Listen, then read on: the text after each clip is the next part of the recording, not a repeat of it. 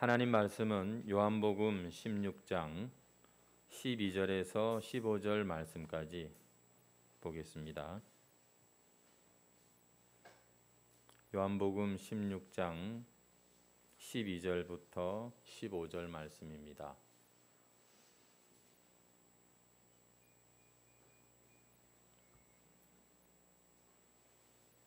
다 찾으신 줄 알고 우리 함께 합독하겠습니다. 요한복음 16장 12절에서 15절 시작. 내가 아직도 너희에게 이를 것이 많으나 지금은 너희가 감당하지 못하리라. 그러나 진리의 성령이 오시면 그가 너희를 모든 진리 가운데로 인도하시리니 그가 스스로 말하지 않고 오직 들은 것을 말하며 장래일을 너희에게 알리시리라. 그가 내 영광을 나타내리니 내 것을 가지고 너희에게 알리시겠음이라. 무릇 아버지께 있는 것은 다 내 것이라. 그러므로 내가 말하기를 그가 내 것을 가지고 너희에게 알리시리라 하였노라. 아멘. 오늘 본문 말씀으로 성령이 필요한 신앙생활이라는 제목으로 함께 은혜를 나눌 때 이미 우리가 잘 알고 있고 또 고백하는 그런 내용입니다만 다시 한번 우리가 이 말씀을 들을 때 또 이 말씀대로 참 사라지는 그런 은혜가 있으시기를 바라고 함께 말씀을 생각하겠습니다. 우리 한번 옆에 있는 분들에게 한번 축복하고 인사했으면 좋겠습니다. 보고 싶었습니다. 한번 인사하시죠.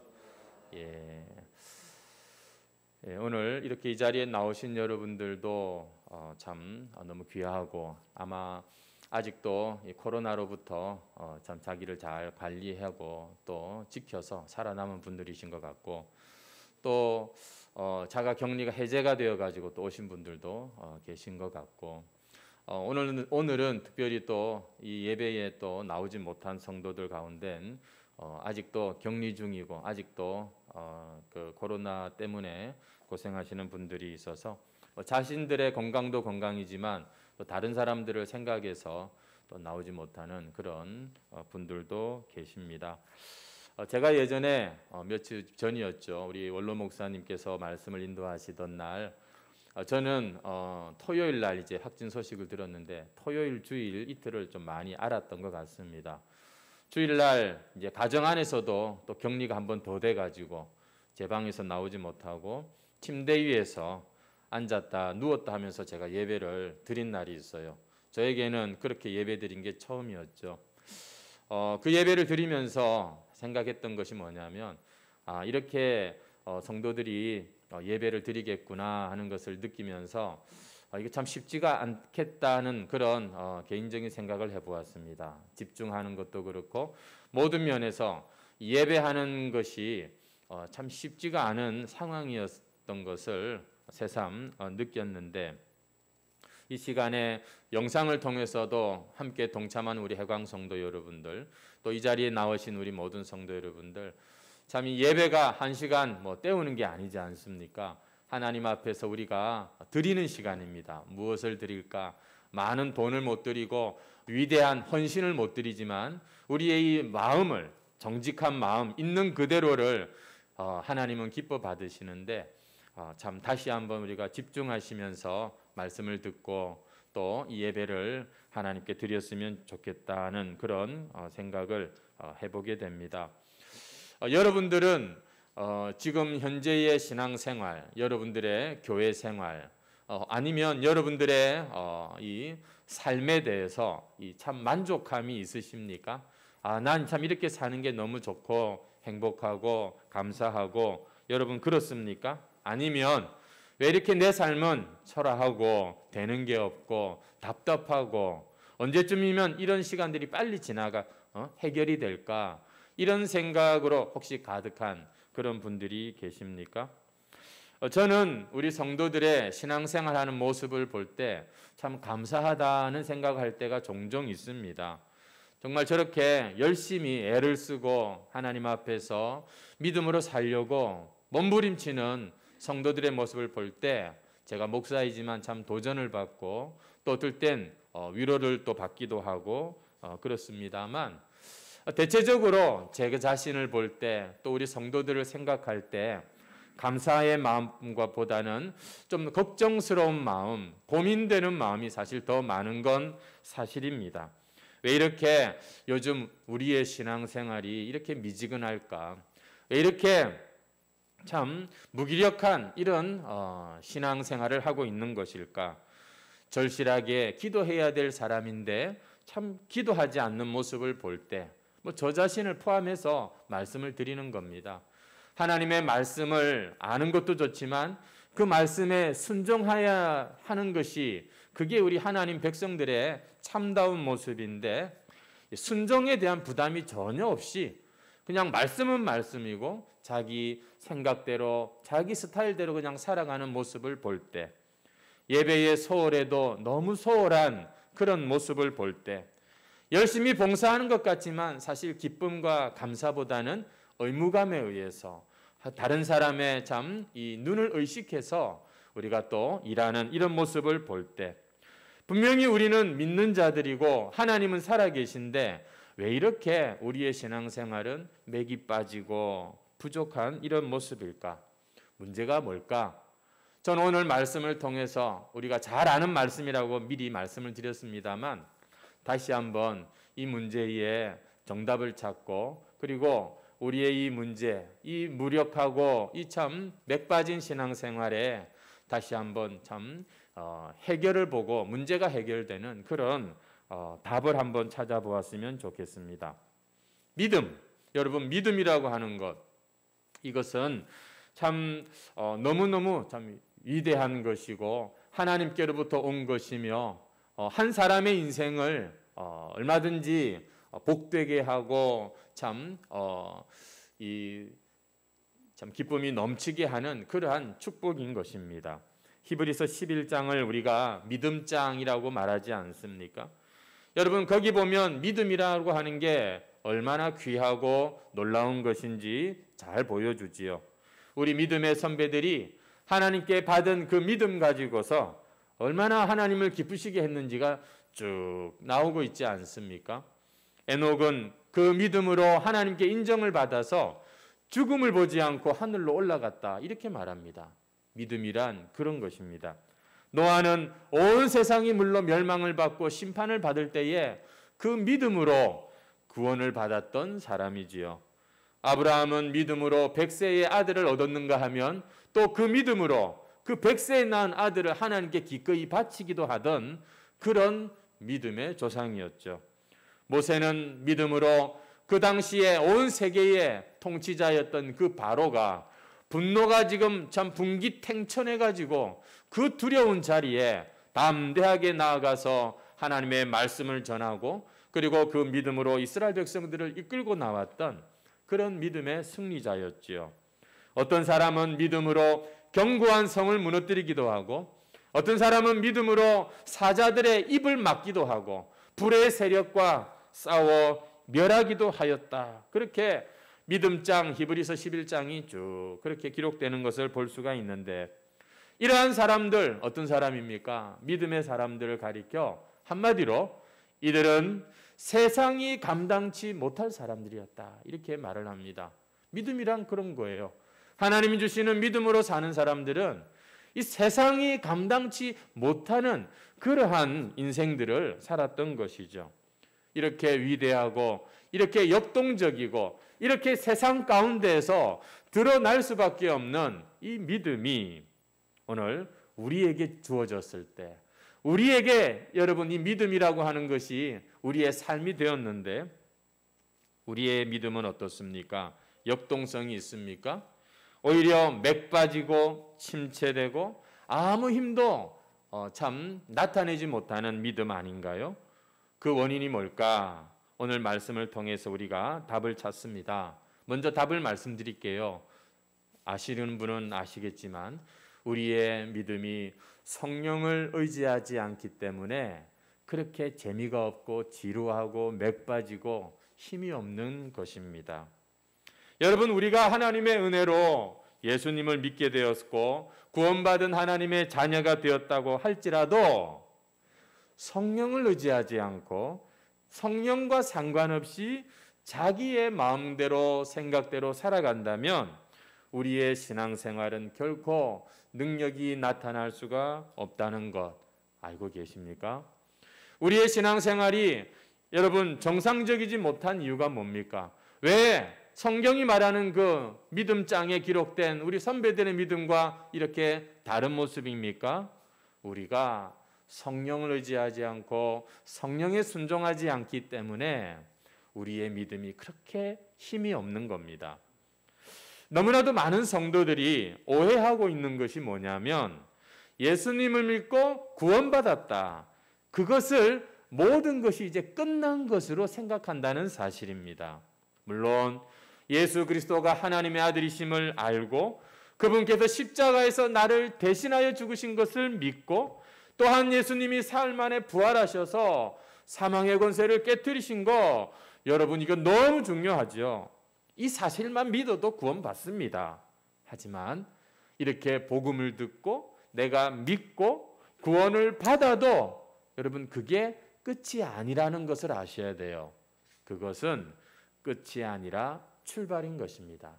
이제 본격적인 신앙을 우리의 이 삶 가운데서 살아야 하는 출발점이 바로 우리의 이 구원을 깨닫고 믿고 시작하는 것이지요.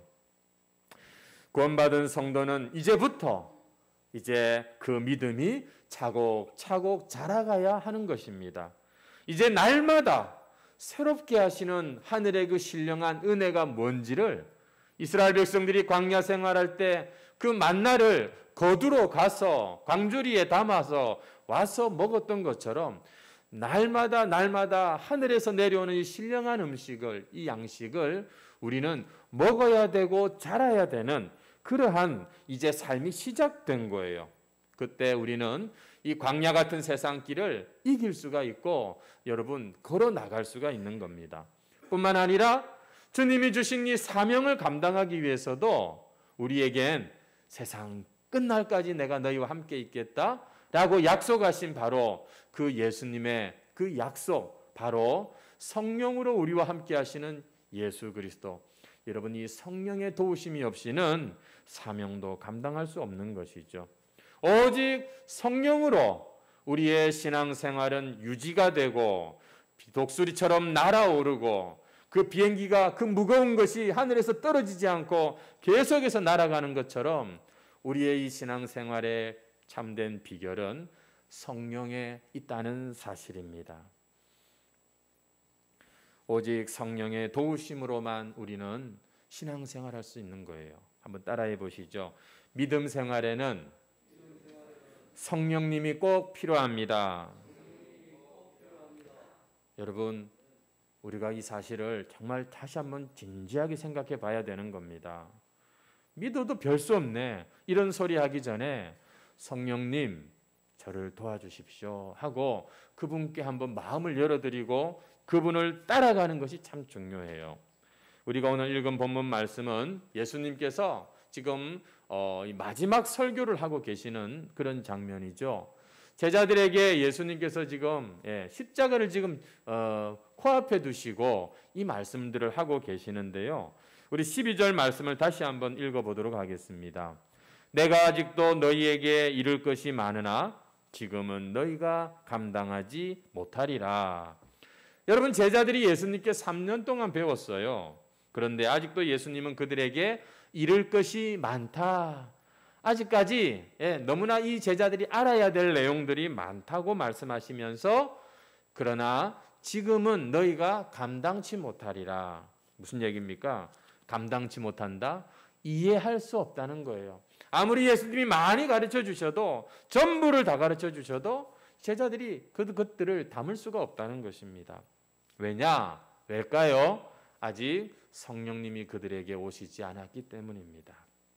아직 성령께서 그 일을 시작하지 않으셨기 때문이에요. 그리고 나중에 예수님이 십자가를 지시고 죽으시고 부활하시고 승천하셔서 아버지와 아들의 이름으로 성령께서 이 땅에 오신 후에야 제자들은 아하, 그 말씀이었구나. 우리가 그 말씀을 어찌 전하지 않을 수 있으랴. 뜨거운 가슴으로 그 주님께 들었던 것들, 그 주님께서 생각나게 하시는 것들을 담대하게 증거할 수 있었죠. 13절 말씀입니다. 같이 읽겠습니다. 시작. 그러나 진리의 성령이 오시면 그가 너희를 모든 진리 가운데로 인도하시리니 그가 스스로 말하지 않고 오직 들은 것을 말하며 장래일을 너희에게 알리시리라. 여러분, 지금 이 제자들이 그동안 예수님께 배운 말씀이 무엇입니까? 그야말로 가장 기본적인 진리를 그들은 들은 것입니다. 예수님이 하나님의 아들이십니다. 베드로가 고백했잖아요. 이렇게 정말 중요하지만 아주 기초적인 이런 것을 배웠어요. 죄인들을 구원하기 위하여 이 땅에 오셨다는 거, 그리고 죄인들을 위해서 이제 십자가를 지신다는 거, 그리고 그 십자가를 지셨던 주님이 다시 부활하신 거, 이런 것들이 제자들이 예수님에게서 배웠고 보았고 알게 된 그런 내용들이죠. 얼마나 중요합니까? 근데 아주 그것은 기초적인 것들입니다. 그건 시작에 불과한 거예요. 그게 지금 전부가 아니라 출발점이라는 사실입니다. 앞으로 제자들은 이제 그들이 깨닫고 눈으로 보고 귀로 듣고 확인한 것들을 어떻게 해야 돼요? 담대히 복음을 증거해야 되는데, 여러분, 그 일을 위해서 어떻게 하신다고요? 주님께서는 그들을 따로 이렇게 3년 동안 불러서 그들을 교회로 세우시고 그들을 보호하시고 양육하시고 그러면서 성령으로 그들을 다시 세상에 내보내어서 이 복음의 증인이 되게 하신 것입니다. 그래서 여러분, 이 개념을 잘 잡으셔야 돼요. 예수님과 함께 했던 그 시간도 너무 좋았지만 그들은 성령으로 이제 충만하여져서 세상으로 나아가서 오늘 죽어도 예수 믿고 죽으면 천국 가는 거 아니겠습니까? 그런데 왜 계속해서 우리에게 날들이 이어집니까? 더 잘 먹고 잘 살라고요? 여러분, 그런 것들은 다 따라오는 거라고 우리가 잘 배웠죠. 중요한 것은 목사는 목사의 사명이 있지만 여러분, 성도들은 성도들의 사명이 있는 겁니다. 제가 만날 수 없는, 여러분들만이 만날 수 있는 영혼, 여러분들만이 알고 여러분들만이 도와줄 수 있는 그 상한 심령들에게 이 복음을 삶으로, 말로 그렇게 참 전하는 그러한 축복의 통로, 제사장으로서 이 시대에 우리를 부르신 것은 저나 여러분이나 동일한 것이지요. 성도 여러분, 오늘 이 사명을 감당하기 위해 뭐가 필요하다고요? 목사님이야, 목회를 하시려면 성령이 필요하시지만 우리는 돈이 필요합니다. 우리는 기술이 필요합니다. 우리는 힘이 필요합니다. 성도 여러분, 우리가 모두가 다 정말 그리스도인이라면 우리는 우리에 있는 그 자리에서 하나님의 이 주신 사명을 감당하는 우리 모두는 소명자들입니다. 부르심을 받은 자들이죠. 어찌 우리가 이 일을 감당함에 제자들도 성령으로 충만할 때 그 일이 이루어졌던 것처럼 우리에게도 마땅히 성령이 참 도우심이 필요한 것이죠. 그래서 그들은 어떻게 합니까? 주님의 말씀을 믿고 듣고 그들은 흩어지지 않았습니다. 모였어요. 더 모였어요. 그리고는 기다렸어요. 이건요, 자기들이 뭔가 준비해가지고서 한다는 개념이 아니에요.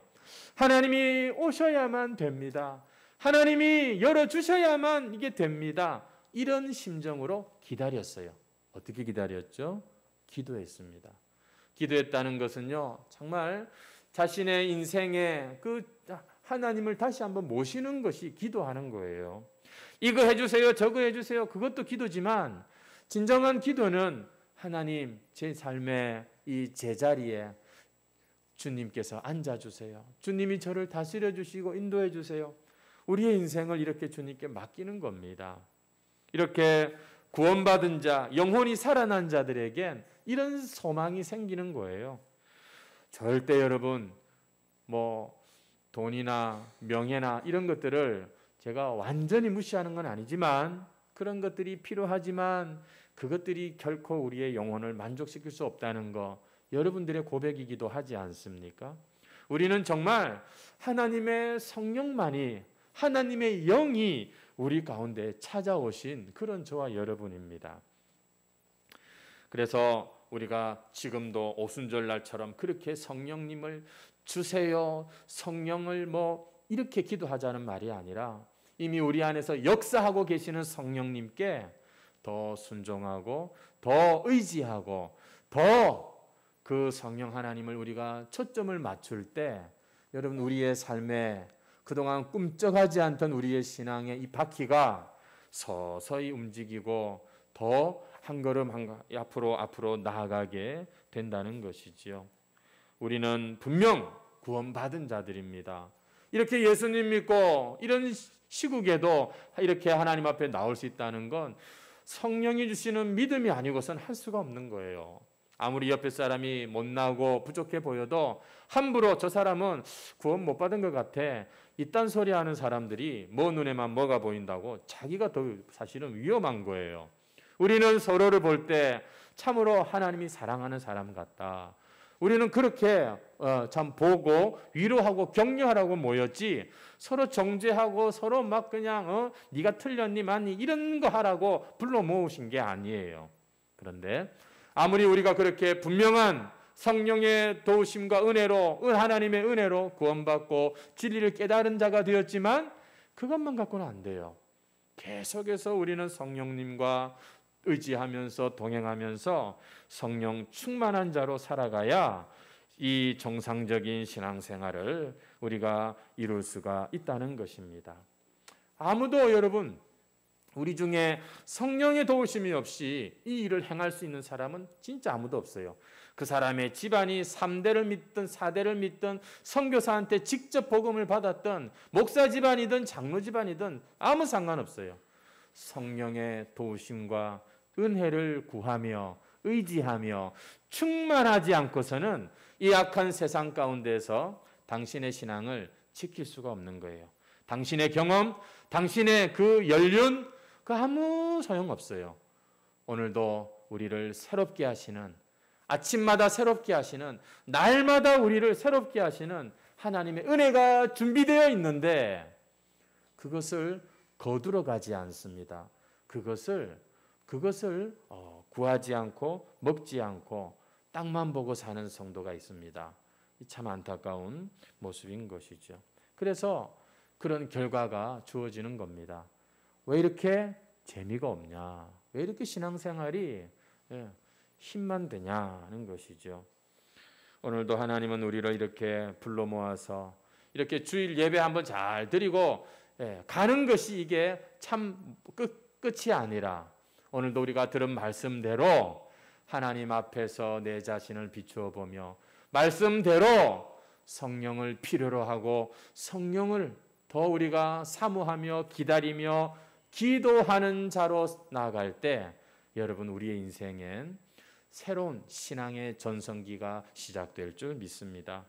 하나님께서는 이러한 뜻과 계획을 가지시고서 우리를 모아주신 것이고 우리에게 사명도 주셨고 우리에게 이런 참 환경도 주신 거예요. 여러분 우리 해광교회가 돈도 있어야 되지만 사람도 더 많아야 되지만 우리가 좀 많아야 되지만 이곳에 하나님의 성령이여 우리 가운데 충만하여 주옵소서. 근데요 뜻밖의 많은 성도들이 이 하나님의 뜻에 대해서 별로 관심이 없고 성령 그래도 그렇게 사모하지 않아요. 돈은 엄청나게 사모하고 재미난 것은 엄청나게 찾아다니는데 하나님의 성령께서 늘 내 마음 가운데 좌정하시고 다스리시고 내가 그분과 편한 관계 참 그런 것에 대해서는 별로 소망이 없는 것을 봅니다. 그냥 신앙의 참 그런 이 형식만 남아 있다고나 할까요? 여러분 우리 교회는요 모인 이유가 있고 목적이 있습니다. 그것은 이 교회의 이 다른 누구의 뜻이 아니라 교회를 시작하신 바로 예수님 그분께 이 교회의 존재 이유와 목적을 물어야 되고 그분께 우리는 들어야 됩니다. 그분께서 이 교회를 교회되게 하시기 위해서 제일 먼저 하시는 게 뭘까요? 그것은 우리에게 성령으로 충만하게 하시는 것입니다. 성령께서 지금도 우리 가운데 함께 하고 계시지만, 지금도 진리로 우리를 깨우쳐 주시지만, 그러나 그 하나님의 말씀에, 약속에 참 다시 한번 자신의 마음을 열어드리고 삶의 자리를 준비하는 자, 그에게 하나님의 성령께서는 다시 한번 교회의 목적, 비전, 인생의 그런 이 진정한 꿈들을 이루어 주신다는 것이지요. 그래서 우리가 제대로 신앙생활을 하기 원한다면 반드시 성령의 능력을 힘입어야 합니다. 그렇지 않으면 우리는 결코 하나님을 기쁘시게 하는 신앙생활을 할 수도 없을 뿐더러 심지어 기독교인의 탈을 쓰고 우리는 아주 나쁜 짓도 서슴없이 할 수 있는 그런 존재들입니다. 여러분, 주보에도 실려 있습니다만 여백이 좀 생겨서 제가 그렇게 실었습니다만, 예레미야 13장 23절 말씀에 구스인이 그의 피부를, 표범이 그의 반점을 변하게 할 수 있느냐? 여러분, 흑인이 어떻게 자기의 피부를 희게 할 수 있습니까? 표범이 어떻게 자신의 그 피부 무늬를 바꿀 수가 있겠습니까? 할 수 있을진데 악에 익숙한 너희도 선을 행할 수 있으리라. 만약에 그런 것이 가능하다면 너희들도 선을 행할 수 있을 거야. 무슨 얘기입니까? 우리는 그렇게 선한 사람들이 아니라는 거예요. 우리는 자연스럽게 악한 것이 자동으로 돌아가는 그런 참 죄인들이라는 사실에 대해서 이야기가 있습니다. 한 번 좀 여러분 읽어보십시오. 우리가 우리 안에 와 계신 새로운 인격이신 하나님의 영이신 성령님께 의지하고 순종하지 않으면, 여러분, 우리는요 목사의 탈을 쓰고 장로의 탈을 쓰고 우리는 교인의 탈을 쓰고 얼마든지 악을 행할 수밖에 없는 그런 존재들이라는 것입니다.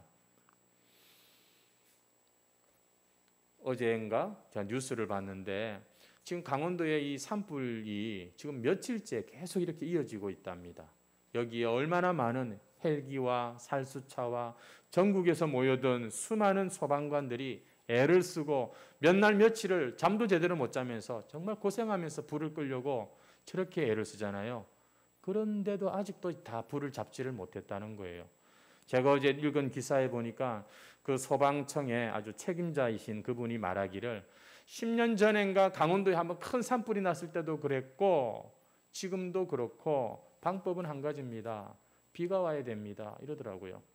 그때도 비가 와서 사실 그때 그 산불을 진압에 겨우 끝이 냈고, 그래서 그분이 소망하더라고요. 지금 남쪽에서 저기압이 형성되어 올라오고 있는 이번 비가 양은 많지 않으나 그러나 이번에 이 산불을 종식시키는 그런 비가 될 것을 기대하면서 인터뷰한 기사를 보았습니다.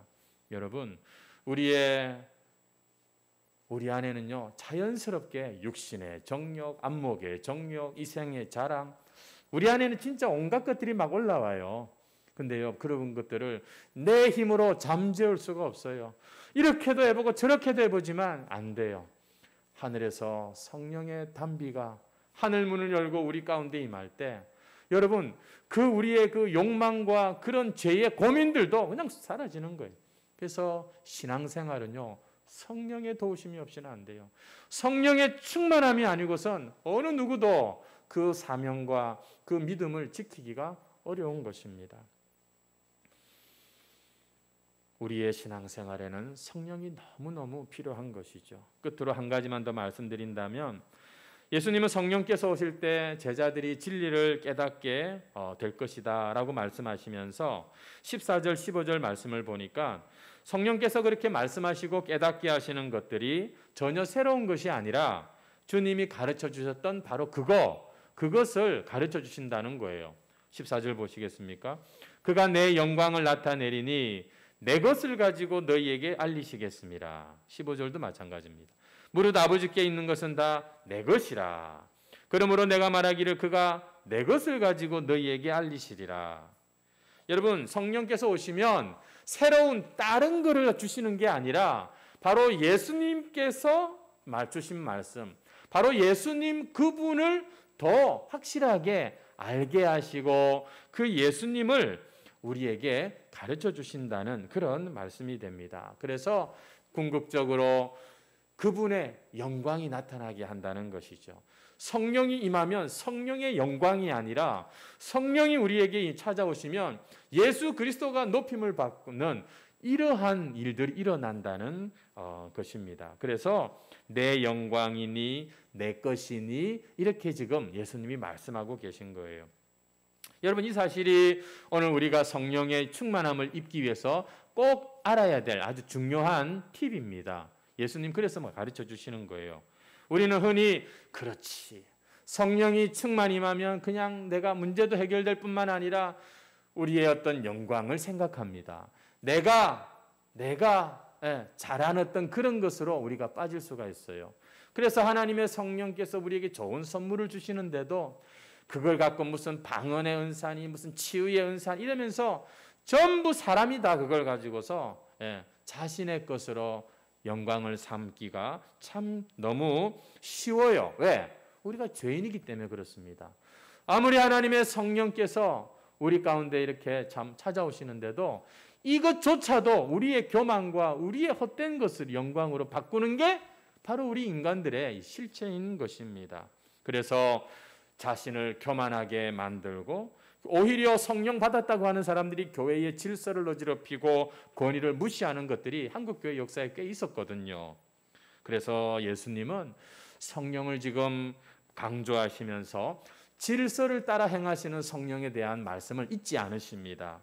그래서 그 성령님은 질서를 따라 오직 예수 그리스도에게 종속되어서 예수 그리스도만을 드러내는 바로 그런 분으로 이렇게 말씀을 하고 계시는 겁니다.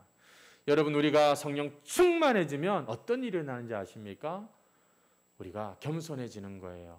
우리가 아니라 정말 예수님만 드러내고 싶은, 그리고 또 우리 성도들 가운데 사람들 사이에서도 가장 옛날에는 처음 자리였다면 가장 마지막 자리에 서고 싶은 그러한 우리의 마음이 아닌 이상한 마음이 막 생기는 것이죠. 그래서 우리 주변에서 성령의 역사는 쉽게 분별할 수 있습니다.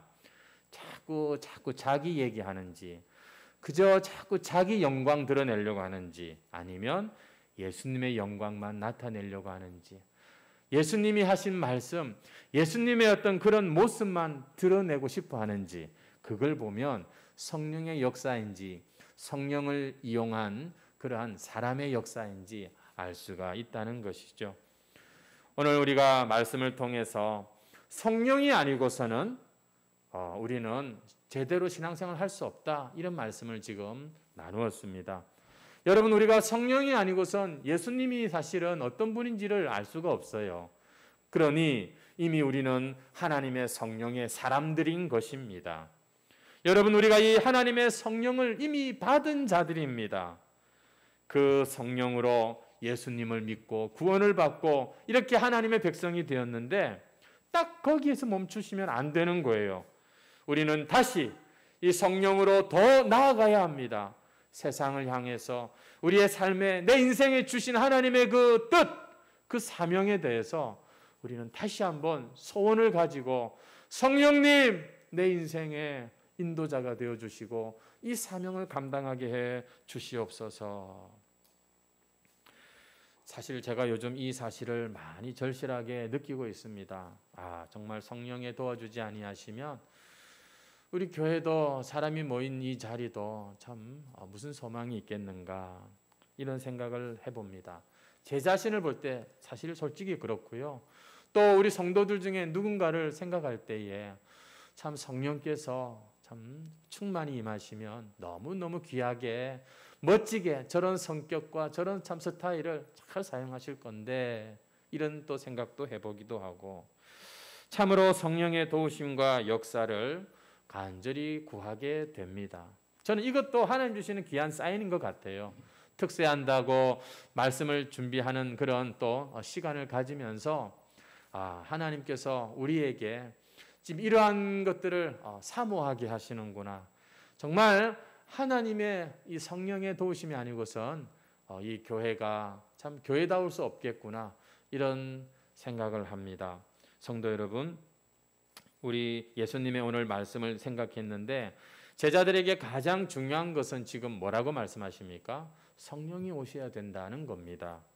여러분, 오늘 저와 여러분에게 가장 절실한 것이 무엇입니까? 그것은 성령께서 우리를 붙잡아 주셔야 된다는 사실입니다.